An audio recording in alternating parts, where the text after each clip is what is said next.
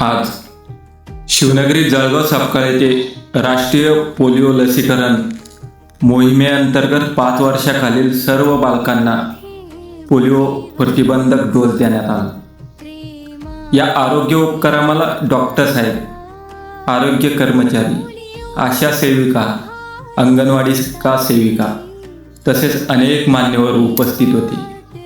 पालकांनी प्रतिसाद देत आपल्या लहान मुलांना पोलिओचे 2 थेंब पाजून या मोहिमेला यशस्वी केले। लहान मुलांना पोलिओ डोस का द्यावा? पोलिओ हा विषाणूमुळे होणारा गंभीर संसर्गजन्य आजार आहे। हा आजार मुख्यतः 5 वर्षाखालील मुलांना होण्याची शक्यता अधिक असते। पोलिओमुळे हातपाय कायमचे निकामी होऊ शकतात आणि काही गंभीर प्रकरणांमध्ये जीवितालाही धोका निर्माण होऊ शकतो। म्हणूनच प्रत्येक पालकांना वेळेवर पोलिओचे डोस देणे अत्यंत आवश्यक आहे। पोलिओ लस पूर्णपणे सुरक्षित, प्रभावी आणि मोफत उपलब्ध असते।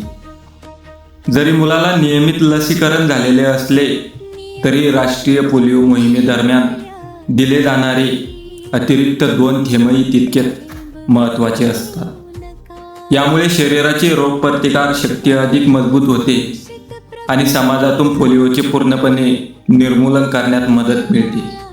आपल्या परिसरात जेव्हा पोलिओ लसीकरण मोहीम आयोजित केली जाते तेव्हा प्रत्येक पालकाने आपल्या 5 वर्षाखालील मुलाला पोलिओचे 2 थेंब नक्की पाजावे। 2 थेंब जीवनाचे हा केवळ संदेश नसून प्रत्येक बालकाच्या निरोगी भविष्याची हमी आहे।